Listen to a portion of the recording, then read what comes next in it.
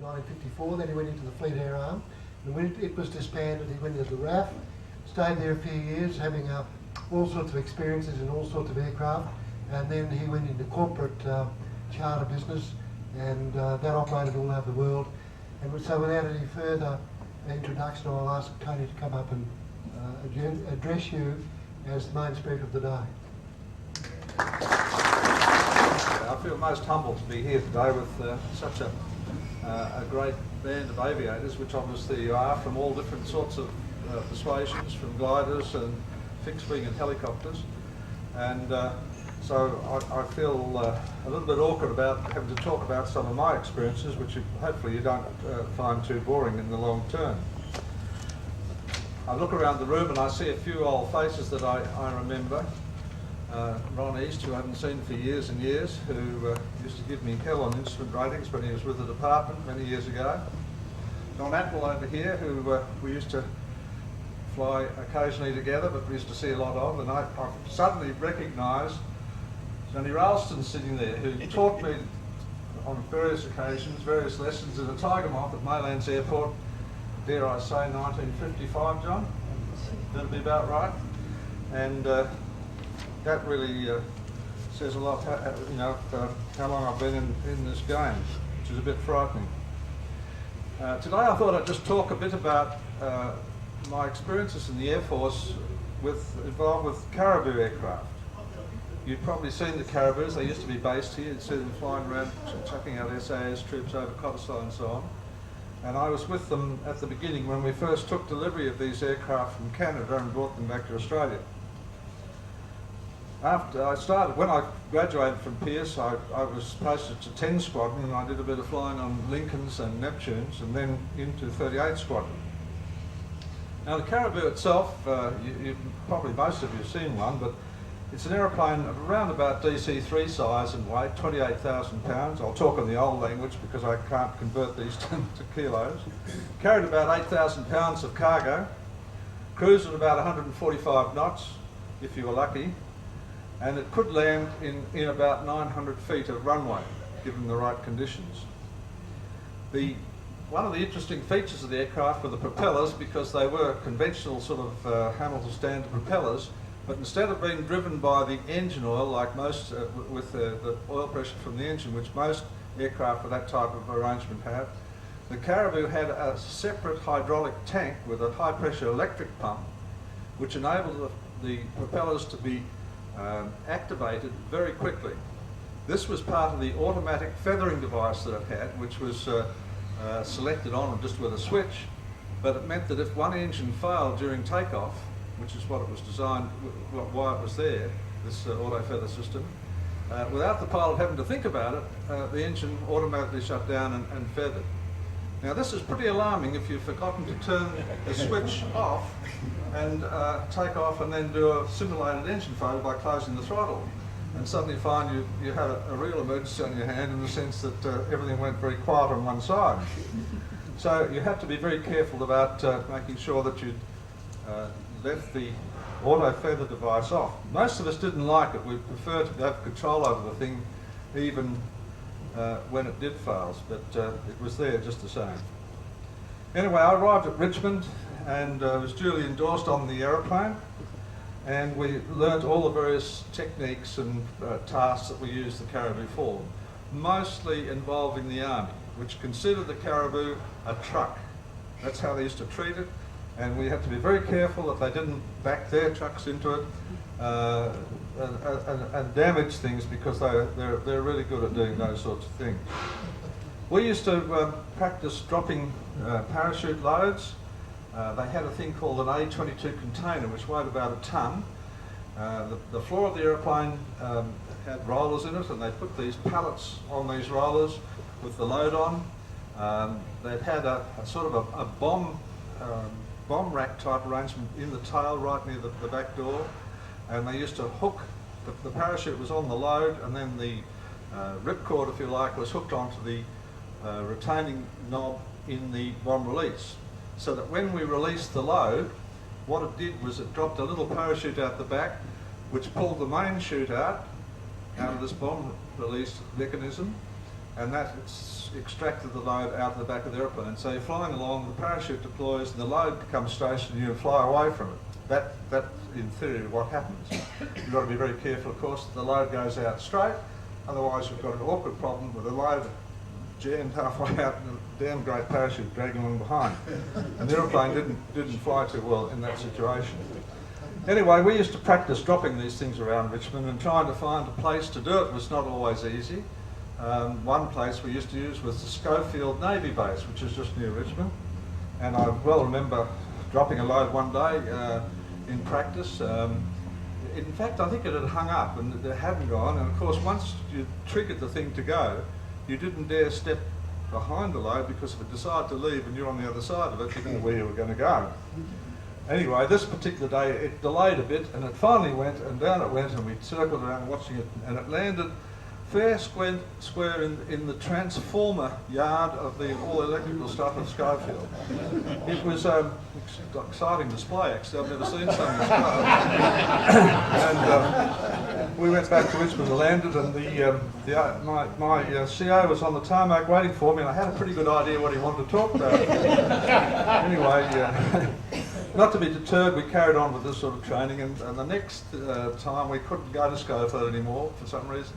And we went to the Hawkesbury Racecourse, which is across the road from Richmond. And the next thing I managed to destroy was the starters box of the racecourse with an A22 container. But by then I was getting the hang of it, and things were getting sorted out. Another system we used was a low-lex, what they called a low-lex extraction, and this was virtually the same system, that the parachute was streamed behind the aeroplane to pull the load out, but this time you did it with the aeroplane flying about 2 or 3 feet above the ground. So the parachute was just to draw the load out, it dropped on the ground, and then the parachute would pull it up, and it would deliver the stuff. This was for dropping stuff in a confined drop zone, where you couldn't land because the runway was too wet or whatever. We did a very impressive demonstration of this low-lex technique to the Army on one of their big exercises in front of all the generals and so on. Unfortunately, we dropped it a bit high, and the load was actually cases of bully beef. You've never seen so many cans of bully beef flying through there in all your life. The generals shook their head, walked away, and thought they wouldn't use that technique anymore. The other thing we did was, of course, drop soldiers out the back of the aeroplane. The parachute training school up at Williamtown, where the Army had a school there, well, the Air Force had a school to train the Army guys how to, for dropping out of on parachutes, and they'd all come there, the SAS, all the Army chaps. And the normal procedure was, when they were ready to get to the stage of jumping, we'd go up, and there'd be a couple of instructors on board. They'd dispatch the students out the back door. Those that were a bit reluctant got a fairly large boot in the backside, and out they went. And then normally the instructors would then put on a parachute and jump as well. Now, on one particular day, I remember one of the instructors had a broken arm. He'd had an accident on one of the previous trips, so he came along just to dispatch, but obviously he'd have to come back and land with us. And he asked me if he could sit up the front, and I said, sure, you sit in the right-hand seat. So we came back to Williamtown and landed, and he was a nice young corporal, this lad, and he said, gee, sir, that was terrific, thanks. He said, you know, I've taken off 573 times. This is the first time I've ever landed in an aeroplane.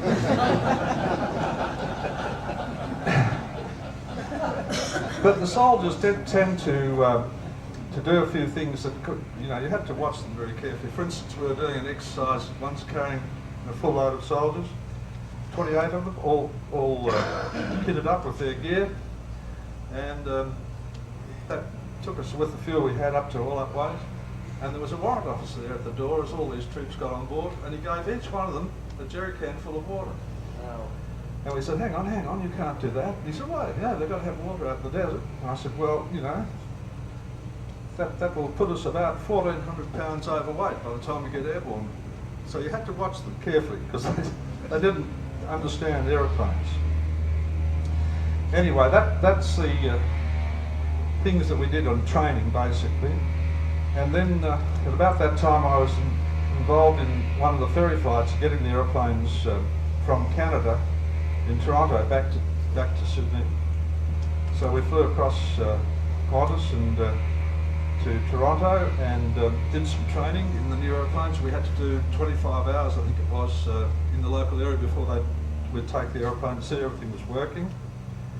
I quite remember on one occasion we flew down to Niagara Falls from China. It's quite nearby. There was a very strong wind that day, because I remember flying back to Toronto and looking out the window from about 1,500 feet and saw a train pass us, which was a bit disturbing at the time because it meant we weren't going very fast, quite the reverse of Howard and his tailwind.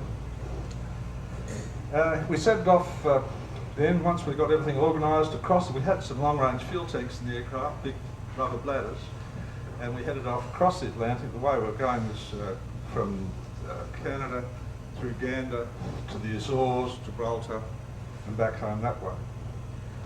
And we headed off from Gander. We got caught in a fog on the ground there. We didn't even get airborne. We taxied out and the fog came down. We're about from here to the runway out, I suppose, and the fog came out. It took us about an hour and a half to find our way back to the terminal with our crew chief on long lead in front of the aeroplane following the yellow line on the ground so we could find our way. When we did get going, we headed off. The Caribou had no autopilot, no radar, so you sat there monotonously for hours on end, just hand flying the thing. And halfway across the Atlantic, I remember looking down and thinking, God, it's an awful day, because it was just white caps, these occasionally this airboat, and it didn't look very pleasant from about 6,000 or 8,000 feet. And about halfway across, I decided I need to go down to the back and use the only relief tube on the aeroplane, which was positioned. I don't know why they do this on military aeroplanes. They put these damn things in the most awkward places. I mean, on a Neptune, they had it next to the main spar, and you had to sort of, one leg was over the spar, the other leg was on the ground. It was a very awkward thing. And the Caribou is no different. They had it up in the tail ramp, up on the ramp on the slope. So you're at an awkward angle there trying to take care of things. And I was under control until both engines of the aeroplane stopped. Nothing gets your attention quite like that. And when you're in that situation, things finish pretty quickly and you got up front. Fortunately, they started again. It was a mismanagement on part of the other pilot who decided that he'd changed the fuel selection without putting on the fuel boost pumps. And the book says that you can't do that, and we found out that you can't, but fortunately the engine started. We went to the Azores and then on to Gibraltar. It's all very pleasant. We sort of had a day's stop at these places, and then to Malta. Malta was a bit of a riot because we found that the squadron in the mess there was, funnily enough, was the same squadron number as us. It was 38 Squadron, but 38 Squadron RAAF flying Shackletons. But that led to quite an interesting party overnight. And then on to El Adam in Libya, which is where Tobruk is. So we couldn't go any further because there was a bit of a diplomatic hoo-ha between Australia and Egypt at this time, so we couldn't get a clearance to overfly Egypt. So we stuck around in El Adam for 4 or 5 days, had a look at Tobruk. I always remember going to we were taken to the war cemetery there, which I must say, even in those times, was beautifully maintained, the Australian War, British Commonwealth War Cemetery. And we had a wander around. We lost one of our crew chiefs. He was a bit late coming back to the bus. And when he got back, he was very quiet. And I said, "Are you all right?" And he said, "Yeah, I'm all right." And he said, "I've just had the opportunity to have a look at my father and my uncle's grave, or graves, neither of whom he'd ever met." So that was quite a sad event for him. We carried on our flight. It was we finally got to Cairo when the diplomats had sorted out our clearance. It was interesting because they marched up a platoon of soldiers and surrounded each of our aircraft. There were 3 aircraft in the group travelling. These chaps were in First World War British Army uniforms with a more modern Russian rifle, but I had a look at, one of the guys gave me his gun. I asked him to have a look at his gun. He gave it to me. And I found that it didn't have ammunition, which was quite comforting. But we then got into the terminal to go up and flight plan, and having a look at a few of the shops there for a minute or two, and I noticed there was a chap sitting over one side, and he's got a blue pinstripe suit on with no shirt. just a suit. And he's reading a big newspaper. But when I looked closely, he had a little hole cut in the middle of it. He had his eye up to the hole and he was looking at us through the newspaper. And when we went to move, to go up for flight planning, he jumped up and wanted to help us and show us around and wouldn't let us go anywhere we weren't meant to.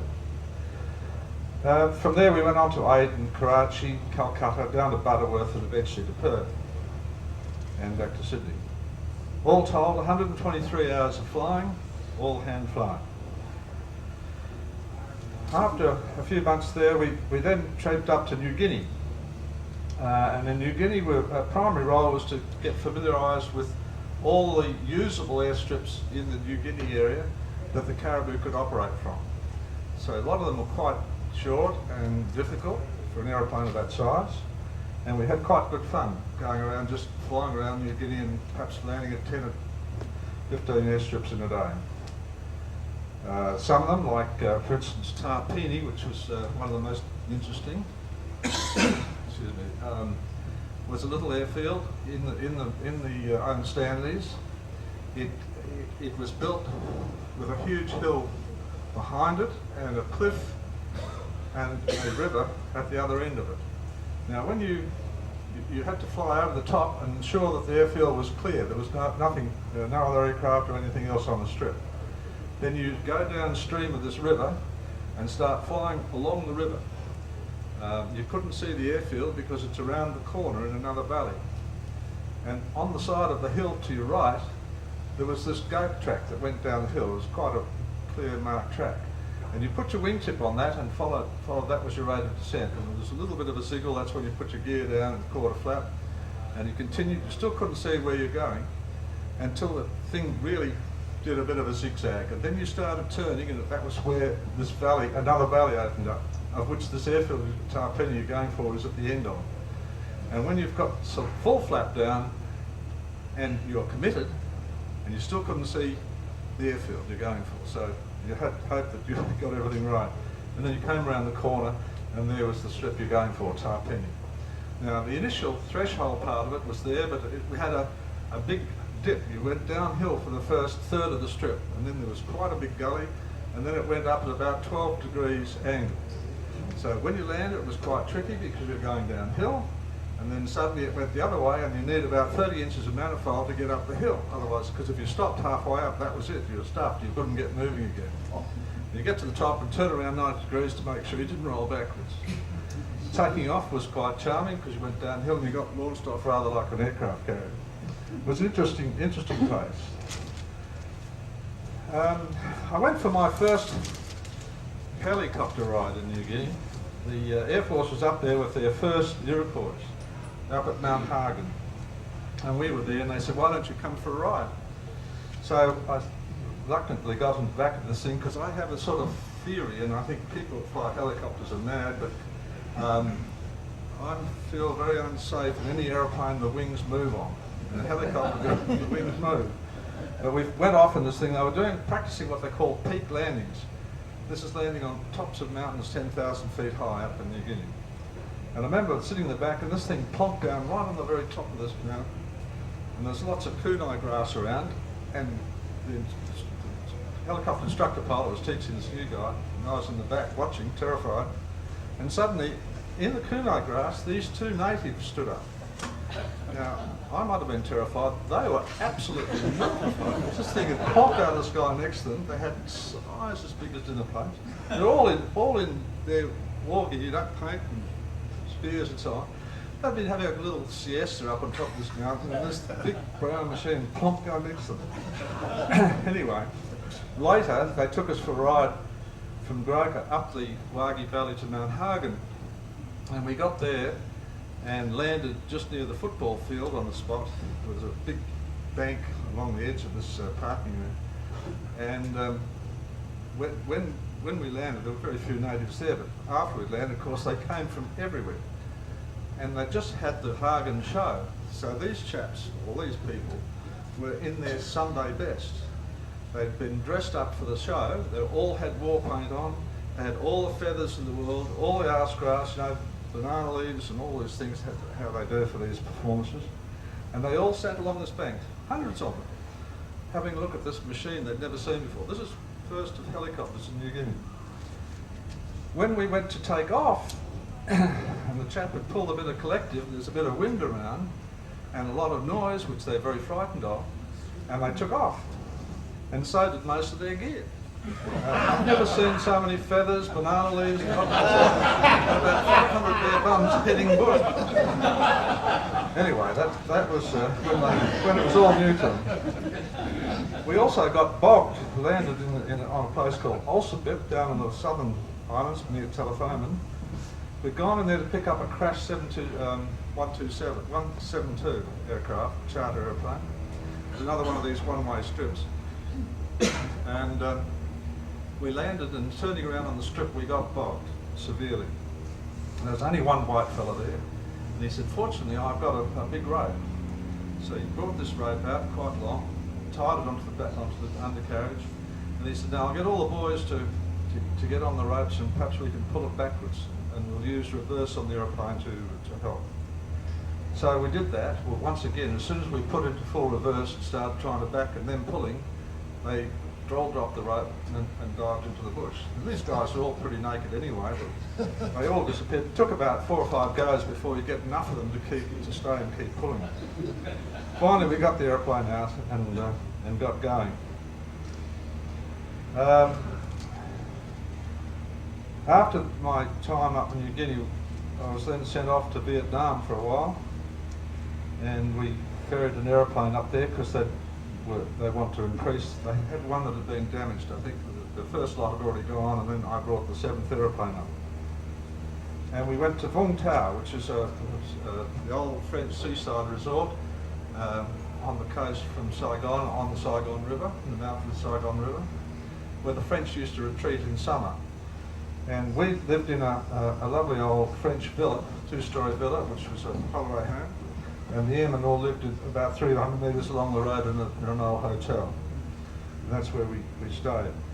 And then every day we'd operate 4 of our 7 aeroplanes to be on operations. One operating out of Saigon. There's one permanently based in Nha Trang, further up the coast. And there's one based permanently, well, for all weekdays, up at Da Nang, at the far north of the country. And then there was a 4th aeroplane that operated out of Johnson, out of Saigon on a daily basis on just as jobs came up. Excuse me. The aeroplane out of Saigon used to do a regular run. It was really a mini airline. We'd had a set route, we'd land set places. One day going south, next day going north, and just did that 7 days a week. The actual technique for operating in Vietnam was obviously try and not get shot at, and that meant staying as high as you could. Above 3,000 feet we considered was safe. So to come in and land, you'd always come over the top at about 3,000 feet, and then staying within as close as you could to the airfield boundary, which meant doing fairly tight orbit, was to descend over the airfield and then quickly land. The operating technique we developed up there was to, because of this landing business of trying to get on the ground quickly, and because some of the strips are very short, was to start using reverse thrust in the air on landing. This led to some fairly interesting results initially, because if you did get it wrong, it's quite frightening. But the technique was to come in and ground out knowing exactly where your wheels were, and then select reverse. Now, if you get your wheels a couple of inches off the ground, when you do this, the airplane stops pretty well at where it is, certainly stops flying, and you don't have a very long landing roll. But if you have the wheels a bit higher than that, like about 4 or 5 feet, it's quite a thump. Once you get the technique right, it worked a treat. In Vietnam, we came under the operational control of the 315th Air Commando Group, an American group. They used to operate 123 freighters. So we had an American boss, American Air Force boss, as distinct from the other Caribous who all belonged to the American Army. This was quite advantageous from our point of view, in the sense that whenever the American Air Force wanted a job done that their airplanes couldn't do, no way would they go to the American Army. They'd always come to us because we belonged to the American Air Force, so to speak. So we got quite a lot of the more not so nice jobs to do. But the places we were going to mainly was what they call special forces camps. These were set up by the Americans with teams of 13 with their special forces, rather like our SAS. I'm not quite as trained as our people, but they were a good bunch of guys, just the same. And these teams of 13 had specialists in each region, like firearms and radio, health and so on. Were positioned throughout the country to try and keep the Viet Cong under control. And that's where we normally went around resupplying these places. One of the first ones I went to was a place called Ashar, which is north of Da Nang. This was one of these camps that was positioned right slap bang on the so-called Ho Chi Minh Trail, where all the stuff was coming down from the north. So it was always a fairly hot area. And we normally wouldn't go unless we had a fighter escort of a couple of A1 fighters that used to come with us and beat hell out of the place and keep their heads down while we snuck in and landed. But the first time that I went there, the fighters couldn't come, and the guys were sort of waiting for us, so we got a fair bit of flak flown at us that particular day. What we were carrying was passengers, people of course. Many of them, we weren't quite sure who they were. We'd land and there was American or Vietnamese there that rolled up with a bunch of people. We took all sorts of people. In fact, we even got at one stage a letter from the Viet Cong thanking us for moving the 5th platoon of the so-and-so regiment from A to B, which we didn't know who they were. They just came for a ride on our aeroplane. Livestock was another interesting to carry. We used to carry a lot of cattle, small cattle. Got that high. But they caused a bit of trouble at times because they tend to eat whatever was in there in way of other load, vegetables and so on, going to some camp. They'd get into that. I had one come loose on one occasion. In fact, it was just after takeoff from Da Nang and the aeroplane suddenly reared very nose high and then the other way, and I called out to the crew chief what was going on, and he said, "This damn bull's got away and he's chasing this car around the cabin." And this continued until he could rein him with a emergency hydraulic pump handle and get him under control again. We used to drop Vietnamese soldiers parachuting, give them training at various times, and they'd jump. We had now this is a boom tower. We'd put them on board, take off, drop them, and give them there's a green light and a bell we turned on when we were over the DZ. Except for their colonel, Colonel Ming. He was a real ripper. He refused to jump when we said to jump. He always reckoned he knew when to jump, and he used to always do it free fall. In other words, he wasn't using static line. And he'd lie down on the floor and look out the back and pick this time, and he'd suddenly jump up and run out the back door. The only thing was, he never landed on the DZ. He landed once in the sea. He landed once in a formal police academy parade in front of all the chiefs, right in the middle of this parade, and he landed in the middle of a minefield, so they had to send a helicopter to pick him up. You had to watch what was loaded onto your aeroplane at times because they weren't too good on weights. We had a load of salt, big bags of salt put on the aeroplane one day, and roared off, took off, and they said, "That's all right, that's 6,000 pounds of salt." And I said, "That's fine." And we rolled off, but gee, it didn't feel like 6,000 pounds when I lifted off. And then I found out it wasn't 6,000 pounds, it was 6,000 kilos they put on. So in fact I had 13,000 pounds on board, which meant it was a fairly slow climb. Fortunately, it was on a long runway. We had a sort of a thing that our troops had. I think it was sort of a hangover from the Second World War, where their fathers had been fighting in the Pacific with the Americans, and they had this philosophy that anything that was loose or on the ground, if it was yank-owned, was free for grabs. And our mob sort of picked this up pretty quick and developed a very good technique. As part of the arrangement we had with the Americans for operating Vietnam, we paid the Americans, I think it was $85 US an hour for every hour we flew on their behalf. But for that, they had to give us all the fuel and spare parts we needed, and also provide accommodation. And that worked quite well, except we found that to get parts, you had to hand in the old part, and they'd give you an exchange. So as there are lots of crashed aeroplanes lying around, we made the practice of picking up lots of US parts, well not say US, but just on crashed aeroplanes, handing them in and getting new ones. And we built up quite a stock of our own spare parts by this technique. And in fact, I was with our boss one day in a little place called Bartow, and there was an American Caribou that crashed on the runway, on the side of the runway. And we were going to be doing a shuttle in there all day, so he got the crew chief off and he said, get to work on that aeroplane and build all the bits. So as we came backwards and forwards, our crew chief would come over and dump a generator and a fuel pump, hydraulic pump, all these things into our Caribou. And then lo and behold, late in the afternoon, another American Caribou arrived with 2 colonels on board, come to check out that their Caribou was lying on its guts. And they came over to us and they said, our chief was sitting on the back step so they couldn't see into our aeroplane. He said, someone's been nicking all the stuff out of our aeroplane, all the parts. And the boss said, well, if you leave stuff lying around in this sort of area, it's bound to get things stolen. We had it all. It went back, goes back into the system, and we end up with a store.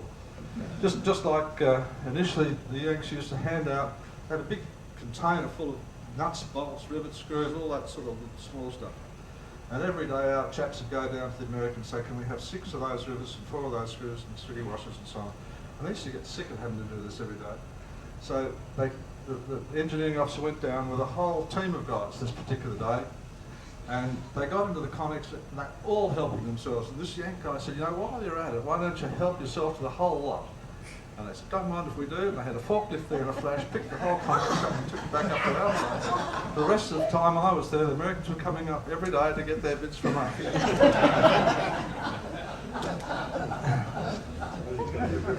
Then they had USA shows. This is every year the Americans tried to provide some entertainment for the troops, like Bob Hope, Mary Martin, and Don Lane came up for the Australians. That was good. We had a great Christmas party with him and his team. But I was given the job one day of going and getting Eddie Fisher. Have you ever heard of Eddie Fisher? Elizabeth Taylor's second husband. And I had to pick Eddie Fisher and his piano player up from a little place on the Mekong and take him to another place. Well, I couldn't find this place initially, then I saw what I thought was the right one, and so we landed there. And as we taxied up to the far end of the strip, there was a couple of revetments with some Cessna bird dogs, just the wreckage. They were burning, still smouldering. And a couple of guys in black pyjamas standing there. So I turned the aeroplane around on the strip, didn't shut the engines down, sent the crew chief out the back door to find out what was going on, and he came thundering back and he said, these guys don't talk any English. I don't even think they're on our side. So we hightailed out of there very quickly. Got on to Saigon on the radio and they said, oh, we've been trying to get you all morning. Don't go to that place, don't go to that place. We made a mistake. It was captured last night. We haven't got it back yet. It'd be very nice for them to let us know. We did finally find Eddie Fisher somewhere else and took him on. Then we dropped other things. Dropped a Jeep. We used to drop vehicles and, when I say vehicles, Jeeps, small vehicles.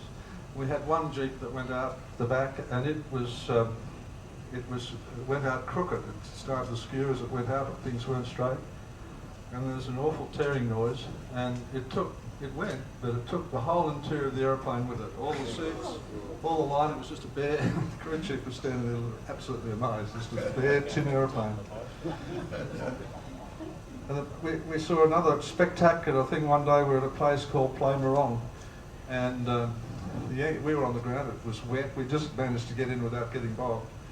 And this Yank Caribou came over and asked us what it was like, and we told him it was a bit bogged, and he said, oh, I'm not going to land. So he just flew across the area where we're in one of these special forces camps, which are all surrounded with barbed wire and so on. And he opened the back door and then put the airplane at about a 45-degree climb, just let it roll out the back door. Free fall, no parachute. And these star pickets they were for the extension of their perimeter. Well, if he wanted to put them in the ground, he certainly did, because they just disappeared completely. They never got them back. There was another place we used to go into, the most demanding of all the airfields went to, was a place called Hai Yen, right down in the delta. It was all paddy fields, rice paddy fields, and this camp was in the middle of it. And what they did for an airfield is they laid logs, palm tree logs, for 900 feet on top of each other, and it built it up just like an aircraft carrier. It had a rounded end at that end and rounded at this end, and they covered it with PSP steel plate, you know, that perforated steel plate the Yanks used to use. It was 6 feet wider than the track of the aeroplane, of the Caribou, and 900 feet long. And with use, it started to sink. So you end up like a country road with 2 main wheel ruts, which were always full of water.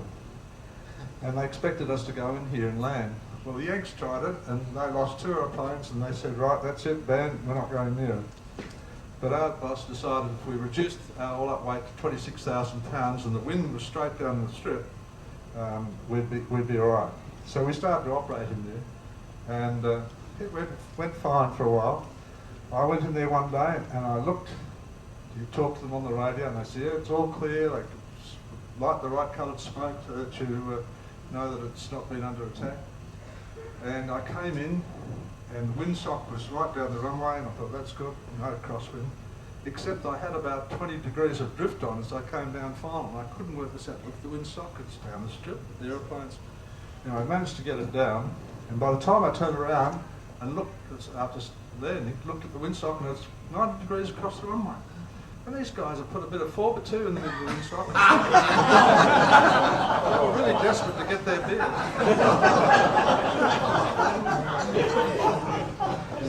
Now, taking off from this place was also, you couldn't turn around, you had to back up the runway. And to take off, when you got to the end of the runway as far as you dare go without falling off the end, you'd give it, we had one guy took off and had the wheels, the brakes were still on. That's how slippery the strip was. But the idea was that you put the thing into full bore, get to 55 knots, take full back stick and keep your eyes shut. And hopefully it'd fly. Another incident that we had was we used to have an esky just between the 2 pilots, which was sort of in a bit of a well there. The crew chief used to use that as a seat. We carried drinks up there during the day. And Bob St. John was sitting on his esky filling his paperwork one day, and he dropped his pencil. And he leant forward to pick this pencil up, and there was a bang. And he looked around, and this bullet had come straight up through the bottom of the aircraft, straight through the esky, great big, you know what a bullet hole looks like, just where his backside had been about a second before. Well, I can tell you now, he kept his backside on that hole for the rest of his tour. There's no way that this could happen twice. Anyway, we did very well with the 6 or 7 Caribous we had. We carried a lot of stuff, a lot of passengers, much more than the American Army that had 43 aircraft there. And the American Air Force used our performance figures to go back to Congress and demand that they get control of the American Caribous, which eventually they did. The Army lost them, they went to the Air Force. So that was a bit about my time in Vietnam. Did we achieve anything? Well, I suppose we kept a few people happy, but we didn't really win the war. And it was a bit deflating that there was no sort of front line that you thought, well, we're winning today or losing today. There was none of that. It was just continual mucking around, and with these conditions, people shooting at you and not getting anywhere. So that was always frustrating. Anyway, that's my story about Vietnam and New Guinea, so I'll leave it there.